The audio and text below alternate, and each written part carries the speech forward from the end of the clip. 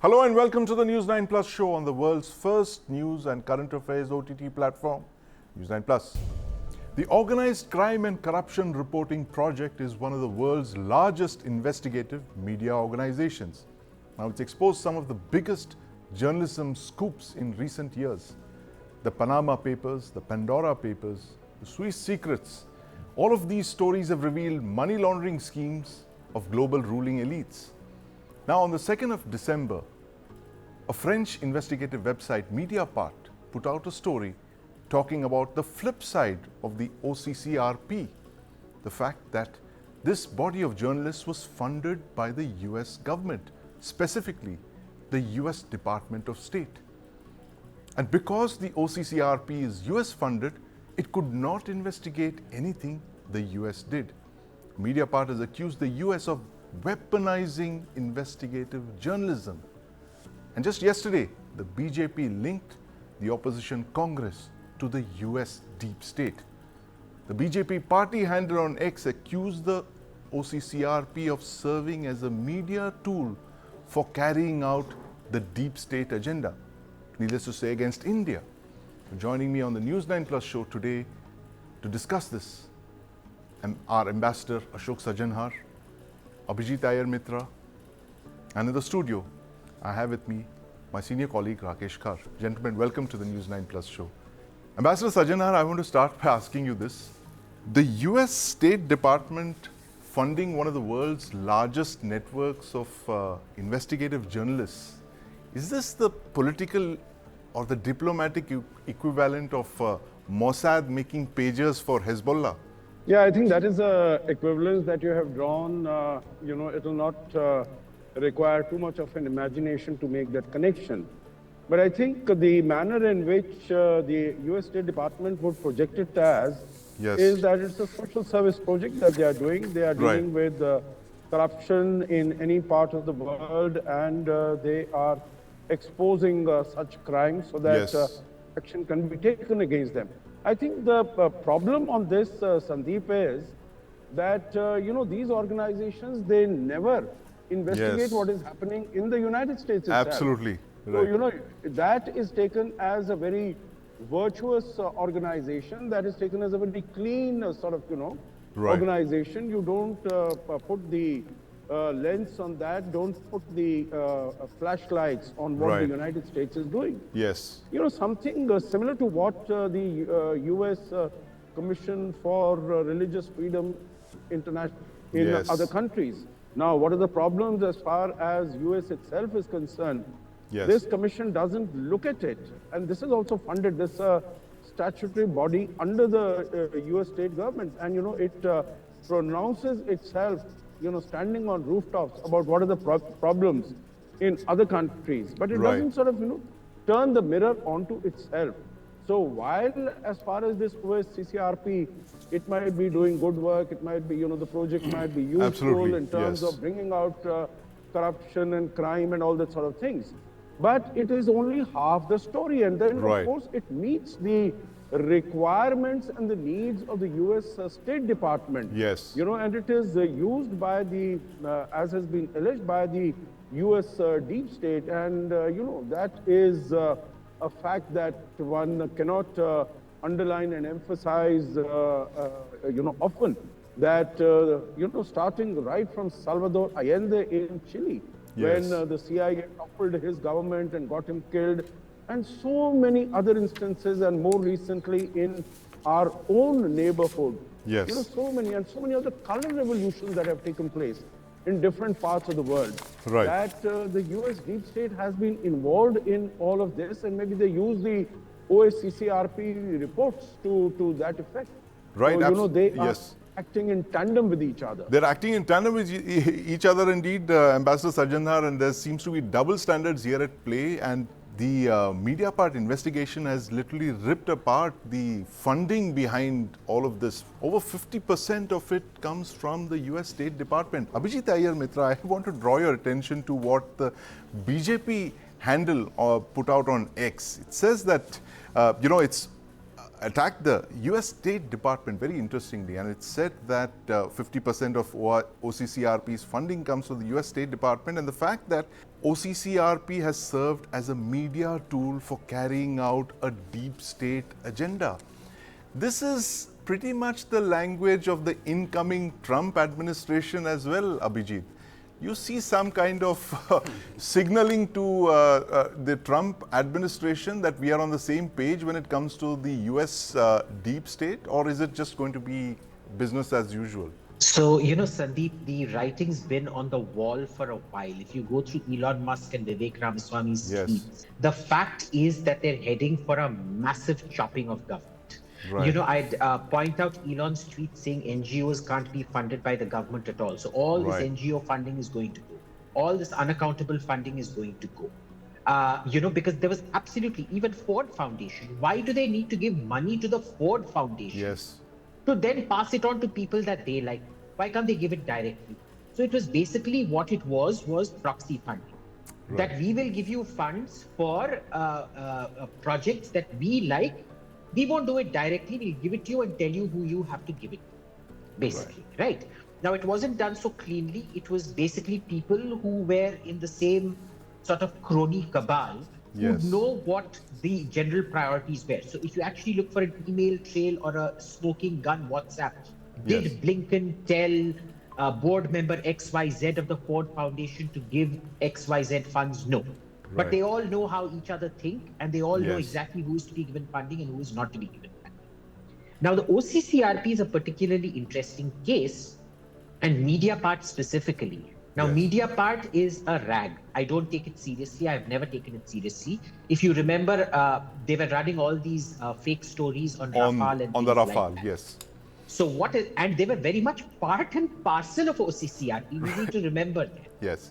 So what has happened now is some kind of a lover's tiff between these guys and OCCRP, which is why it is even more credible because they were part of the system. Yes. And they're literally whistleblowers giving out exactly what the inside gossip was. Right. Now, did the State Department instruct them to write on Rafale and things like that? No.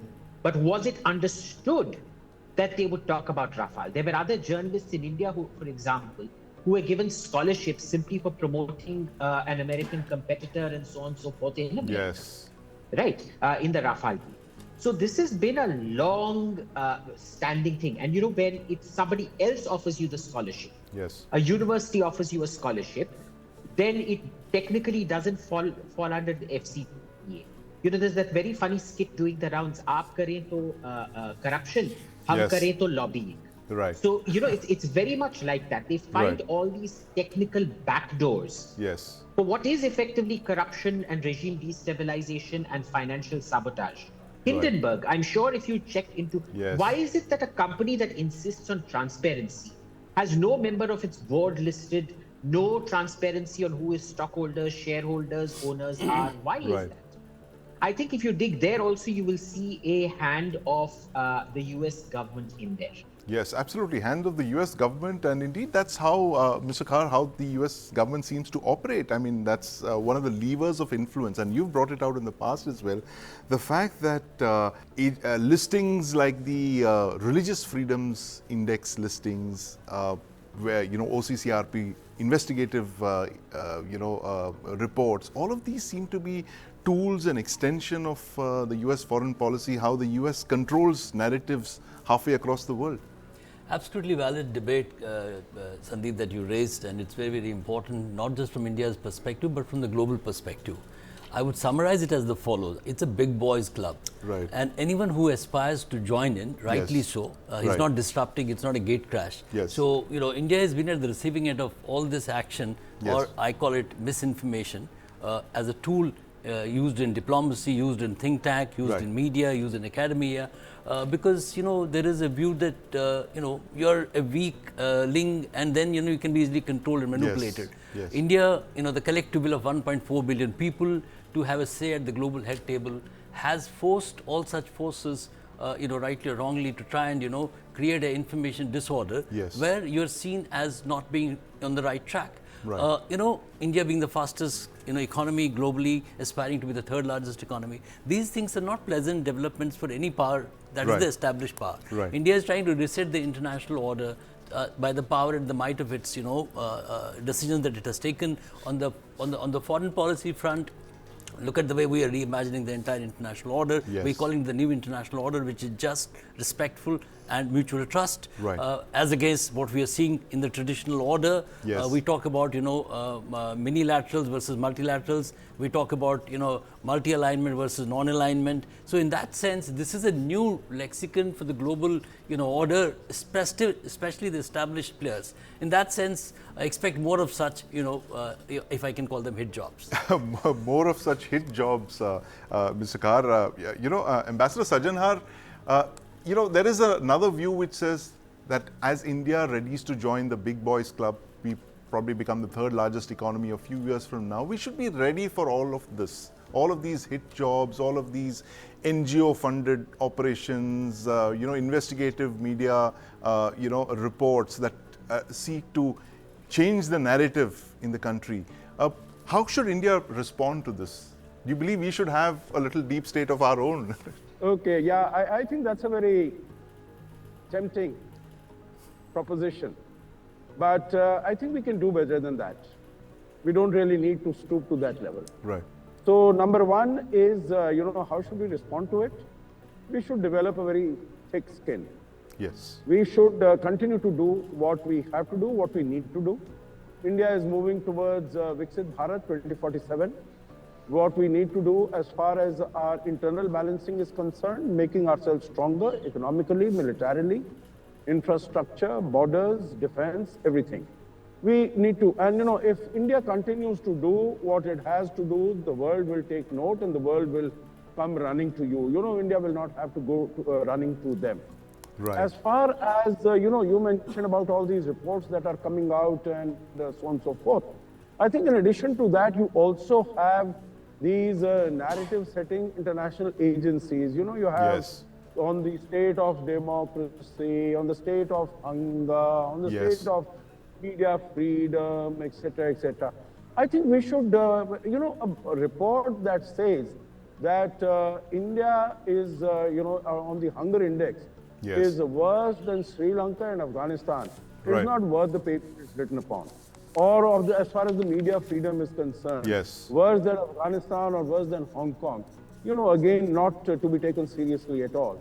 And I think those who are India's friends and those who are our, partners, they will continue to work with us. They will not be dismayed or, have second thoughts as a result of these reports.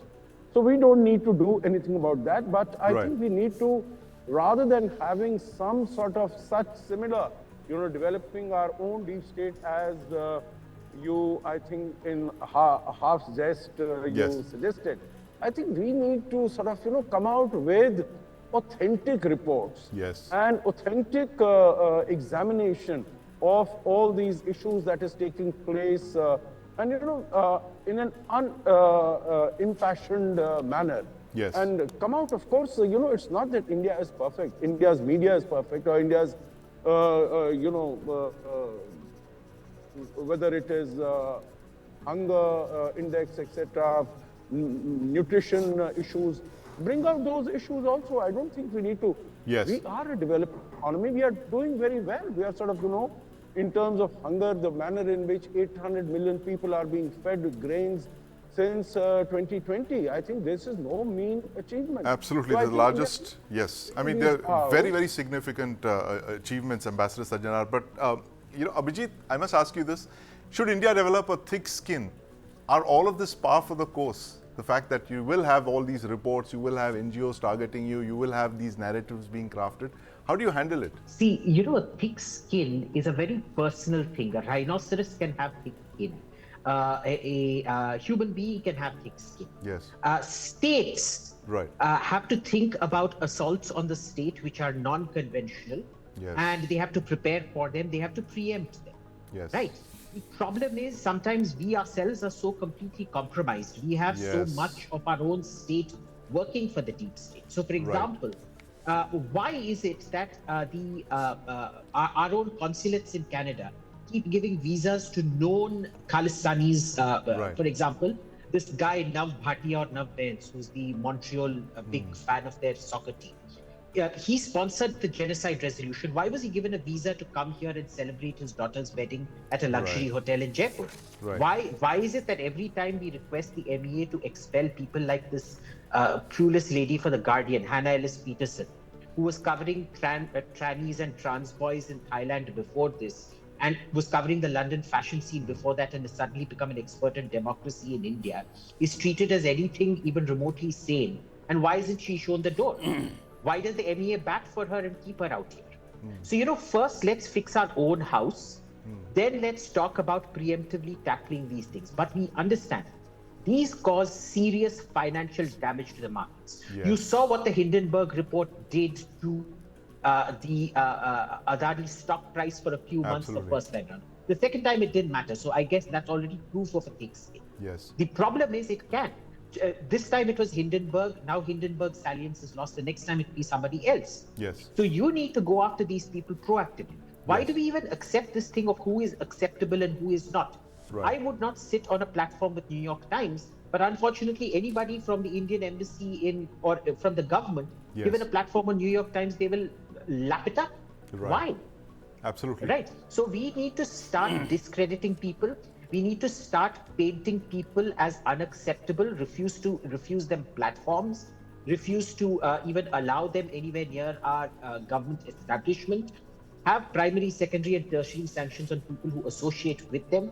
Not formal sanctions, of course, but in terms of de-legitimization. Mr. Kar, the fact is that when these attacks come from your declared strategic partner, the United States, it's a bit of a, I think it confuses us a bit because, we're used to black and white, but when this kind of gray zone warfare hits you, you're taken by surprise. Why is the United States doing this to us? I would be a little averse to straight away call it an attack from the United States, which is our strategic partner. Globally, whether it's a think tank, it's being funded by someone. And when you do the funding, you no longer remain independent. So I'm privy to a conversation with a leading global think tank asking him who your funding is from. So he says that, we need funds, we can't be independent. So the moment you are dependent on someone for raising those funds, those interests come in. The short point is that India cannot ignore and be oblivious of these very serious problems it faces, and they have economic detriments, they have economic consequences, as rightly pointed by Abhijit. So my view is that India should stay, as the ambassador rightly pointed out, stay the course of development, and most importantly invest. It's an unconventional way of attacking you.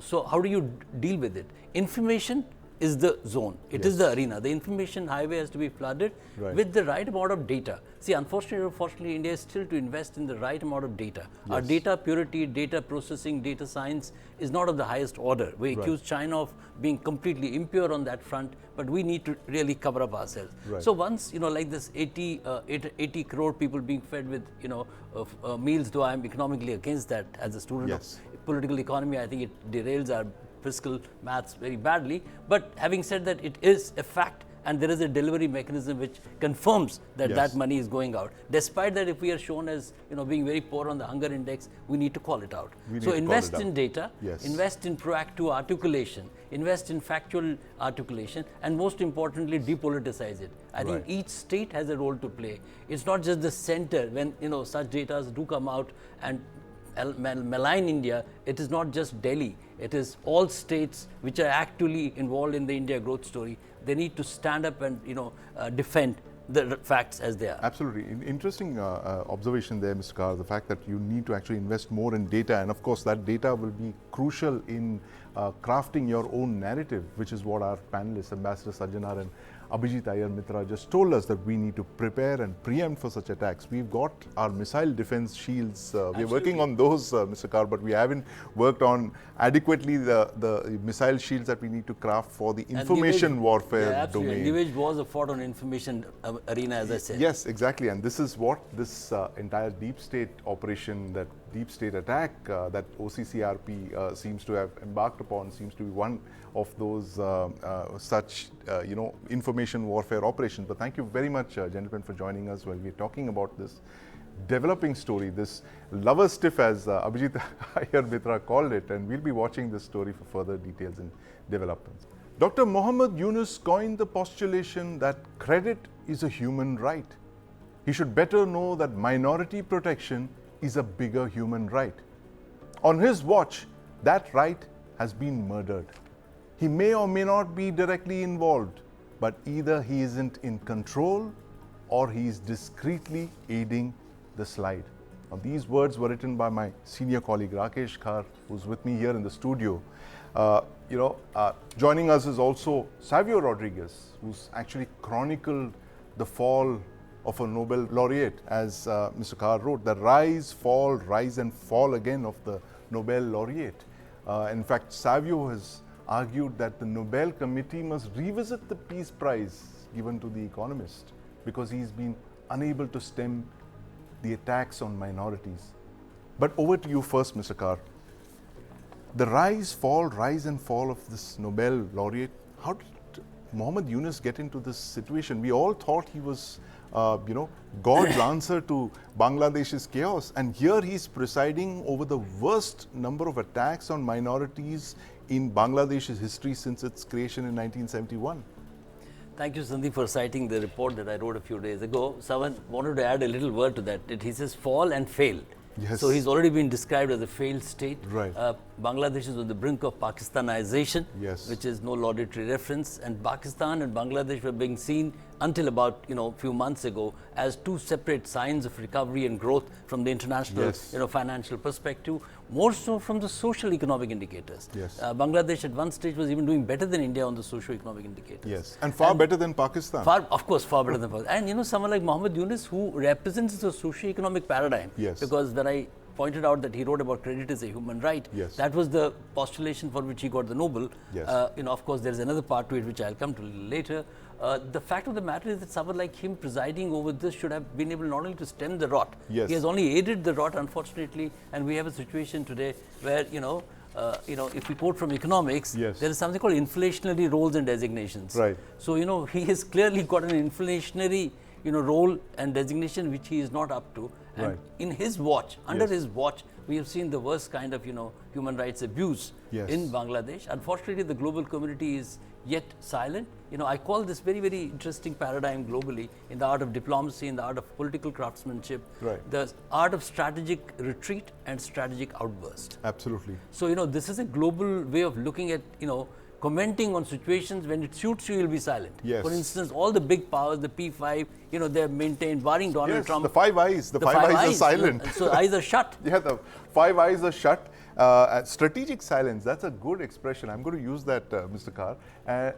Savio, it becomes even more important when you yes, combine it with strategic outburst. Outburst and strategic silence. The world is silent except for a few stray voices here and there. Savio, you've been writing about the Nobel laureate Dr. Yunus's fall from grace.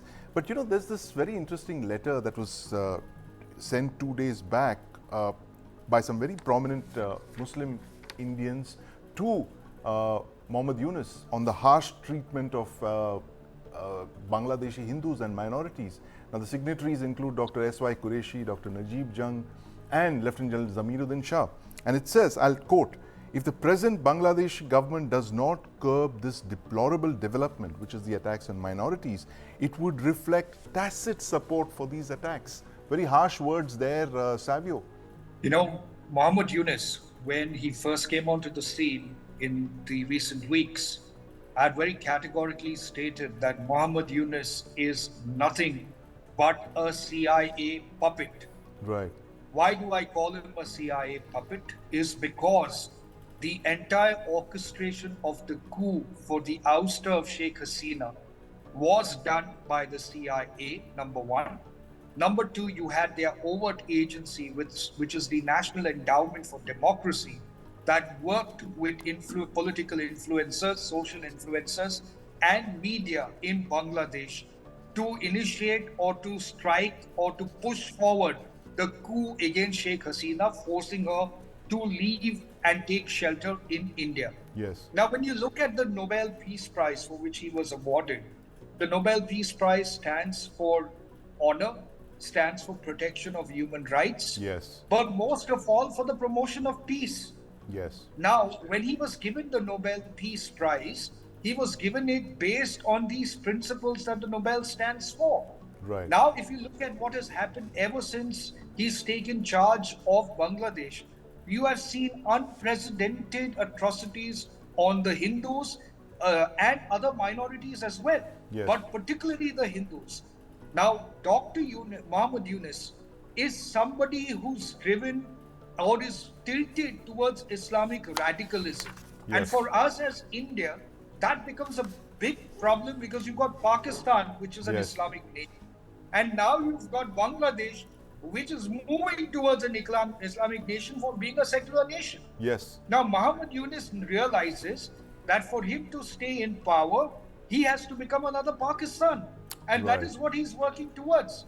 And another Pakistan to India is a problem primarily because terrorism, radicalism are offshoots of what Pakistan and Bangladesh will be in the future. And if you've got somebody like a Donald Lu, who was Yes. referred to as the white man Yes. by Sheikh Hasina herself in a meeting to the Awami League, 4 weeks before her ouster, you will realize that the CIA wants to make a Christian nation as well. Yes. Now, who are training the terrorists or in Manipur and who are working together are the Islamic radicals from Bangladesh and the militants or the terrorists in Manipur who are working together and getting training each other in terrorism. Yes. So India needs to be extremely careful. Muhammad Yunus must not be allowed to continue because he holds the honor of being a Nobel Peace Laureate. The Nobel Peace Prize Committee must reassess Yes. the Nobel Laureate given to him primarily because he's dishonoring every principle Yes. that it stands for. Absolutely. I mean, many people say that the Nobel Peace Prize just turned to be a joke. Muhammad Yunus is proving it's a joke. Mohammed Yunus is proving it's a joke indeed, and given the kind of chaos he's presiding over. But, Mr. Khar, the most worrying thing is that this was meant to be an interim government. But the Bangladesh's interim leader has refused to give a time frame for elections. He says that there are reforms that need to be carried out, and of course there's no time frame on these reforms. So in that sense, Sandeep, he's not only failed the minorities, absolutely, he's also failed the state of Bangladesh. Yes. He's letting down the ordinary people of Bangladesh who have an aspiration for peace and development by not announcing any timeline for elections. Right. So he's got into a role, he thinks he owns the car, he's the driver, he'll drive it the way he wants to drive. There is someone who put him there, apart from the external angle, which my friend just now outlined so vividly, and we all know about that. The fact of the matter is that it is for the state of the Bangladesh and the larger population to take note and protest. Yes. The kind of lack of transparency on timelines for elections. Elections is the first and fair instrument of democracy. Yes. Bangladesh deserves democracy as much as India deserves, as US deserves. Absolutely. So I think in that sense, he has to be put on notice on that count. And I agree, and I articulated in my piece as well, that the Nobel Committee, because the entire citation which I put in the piece for giving the Nobel was based on empathy of a larger connect with minorities, Muslims, which is very valid and right. At that point of time, that was the need of the hour. At this point of time, the need of the hour is for the Nobel Committee to tell and nudge this gentleman that, at your command, all this is happening, we must take note. And not just the Nobel Committee. I mean, the Barack Obamas of the world, who are hailed and feted all over the world, more so in India, rightly or wrongly, for being the champions of, minority rights, for being champions of equity. And they're silent. They're silent. The whole world is Strategic silence. Strategic silence. Strategic silence. But Savio, what's going on in Bangladesh right now, the way the father of Bangladesh is being treated, he's being targeted, his statues are being vandalized. And the latest, of course, is the fact that they want to remove his image from all currency notes. They've started the process. This is from someone who was part of the freedom struggle, though not while present in East Pakistan. Muhammad Yunus was abroad and he played a part in mobilizing public opinion for the creation of Bangladesh. What happened? How did he do this 180-degree turn and literally go against everything that the founding father of Bangladesh wanted? Muhammad Yunus has one agenda, and that agenda is to move Bangladesh from a secular nation to an Islamic nation. I'm saying this over and over again ever since he's taken over. Because if you look at his functioning, if you look at the policies that he wants to bring or the lack of policies, you will realize that he wants to turn Bangladesh into an Islamic nation. Right. In order to do that, he has to become the face of the Islamic nation. And therefore, anyone related to the secular aspect of Bangladesh will have to be kept in the corner, and that's what he's doing. So the point is this: why does he believe that he can get Bangladesh to be an Islamic nation? Is because the United States government, the CIA, the NED have been cajoling him to believe that he will be the leader of Bangladesh and they will help him turn Bangladesh into an Islamic nation. That's precisely the problem. It's so simple. The thing with Mahmoud Yunus is, Mahmoud Yunus believes that everything that he stood for before gave him the platform necessary for an image and an honor and a respectability. But within himself, Mahmoud Yunus is nothing but a closeted Islamic radical, and there are atrocities happening to the Christians in Bangladesh as well.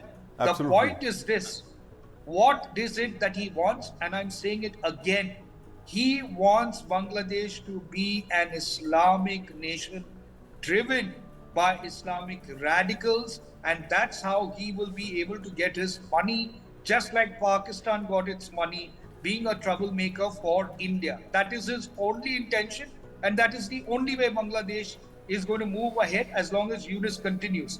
Therefore, Yunus has to be removed in the interest of the people of Bangladesh more than anybody else. Because possibly the people of Bangladesh have a right to democracy, have a right to socio-economic have a right growth. to elections. Most importantly, Savio, they have a right to elections, which there doesn't seem to be any sign of. But closing comments from you, Mr. Kar, the fact that one of the lesser known facts of the 1971 war, the reason that India went in was Mr. R.N. Kao of the RNAW felt that Bangladesh, or at that time East Pakistan, was being used as a springboard by Pakistan for fomenting insurgency in the northeast. There were a number of training camps in the Chittagong Hill tracts, which RNAW was keeping very close watch on. Mr. B. Raman has written that in his book. Do you see this Bangladesh under Mohammad Yunus's watch heading towards that kind of anarchy, where it once again becomes a base for radicalization, for Islamists to run riot, as was the case in the past? I pray and hope not. I think collective will of the global community, global leadership, and led by India, because we are we are an interested party. It impacts us, largest border covering us, and in that sense, we have to proactively push for a diplomatic initiative to get Bangladesh to be back on the textbook. We know as of yesterday or today morning, the visa rules for Pakistanis to get into Bangladesh have been eased. So it's just the official part of it. The unofficial part is who all are coming as part of that package. We really don't know. That would further your, But I'm a little surprised and also worried at the short-sightedness of the global powers in hoisting, if I can use the word for the gentleman in Bangladesh in this kind of a context, because two Islamic states may trouble India. Obviously we'll get the most trouble, but it's not a happy situation for even the global powers on that side of the world as well, because any commitment, however falsehood associated with it, of having enduring peace in the region, goes for a toss. Absolutely, and that's what we are so worried about, the fact that the region could be in fresh turmoil, as Savio has also pointed out, the fact that there is an arc of instability across northeastern India, whether you look at it, Mr. Kar, Myanmar, Bangladesh, and of course our Indian state of Manipur, which is why everything that happens in Bangladesh impacts India's national security. But thank you very much for joining us, gentlemen, to talk about this grievous crisis in our backyard. The fact that a Nobel laureate is presiding over one of the worst phases of Bangladesh's history. Thank you very much, Savio Rodriguez, and my senior colleague, Mr. Rakesh Kar. The King of Bhutan, Jigme Khesar, just completed a 2-day official trip to New Delhi, where he met Prime Minister Narendra Modi.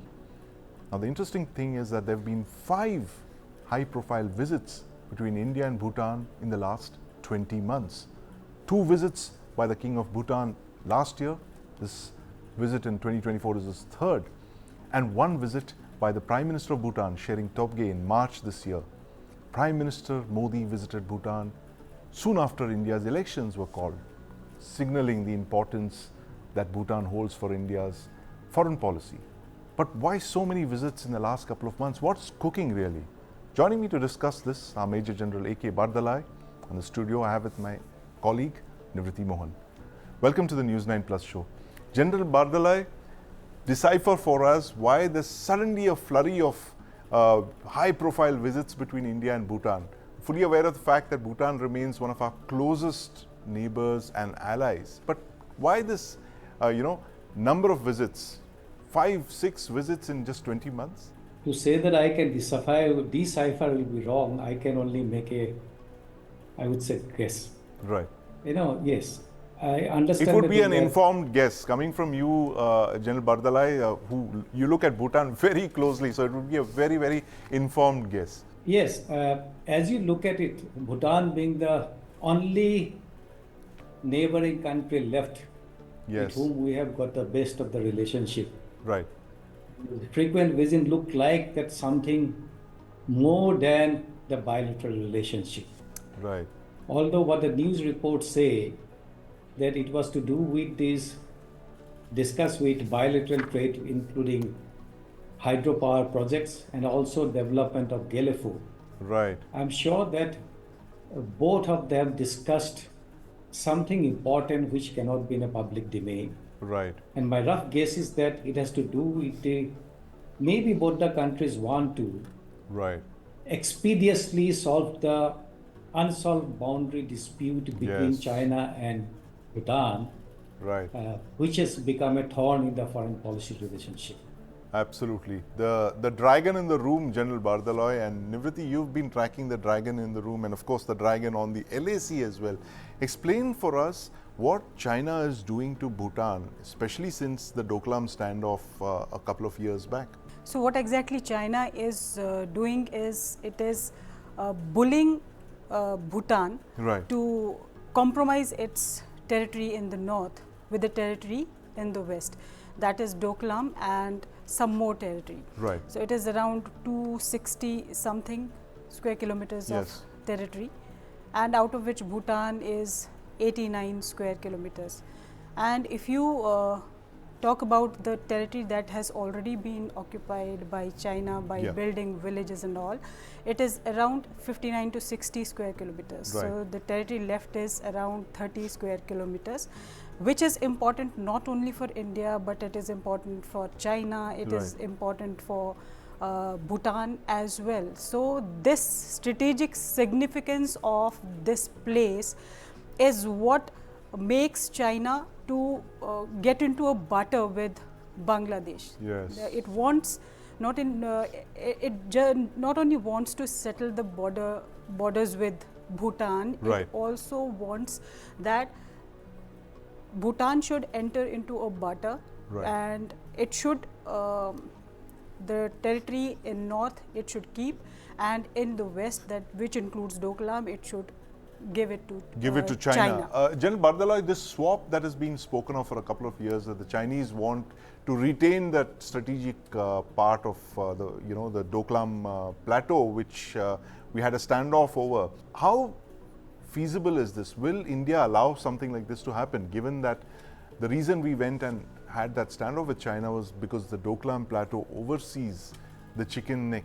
You see, it is not the question of whether India can allow or not, because Bhutan is an independent and sovereign country. Right. That is one. Second point, yes, it is in the interest of the security of India. But what has happened is that China always wanted the Doklam area, and they wanted to swap that area, northern area, earlier until it was not very significant and a glaciated area. Right. If you recall, the Doklam standoff took place in 2017. Yes. Interestingly, what came out later by a study, that it is always in public domain, that China started constructing villages in the Beiyun region in the northern area. Right. And this construction started much before they have they came inside Doklam Plateau in 2017. That means they would have started the construction around 2015. Yes. The Beul area is so important, spiritually very important to Bhutan. And after they occupying a large area of the Doklam Plateau, having constructed infrastructure for the military and occupying the Beul region, I do not think China has got any compulsion to renew their offer to swap their deal anymore. Right. But in case China agrees to renew their offer, that is the Beul area, like I said, spiritually very important to Bhutan, I think they will expect something much more from Bhutan. Right. Something much more from Bhutan, General Bardala, and that sounds ominous. Anything that involves China and territory, that has to be looked at very carefully, and that possibly explains this flurry of 5 high-profile visits in just 20 months. 3 from the king and of course 2 from Prime Minister Modi. But Bhutan, one of our closest allies, and now in a difficult spot with China. Will India back Bhutan as it's been doing for decades? That's a story we'll be tracking very closely. But thank you very much for joining us, General Bardalai, and my colleague Nivriti Mohan, who looks at Bhutan very closely among other parts of the LAC.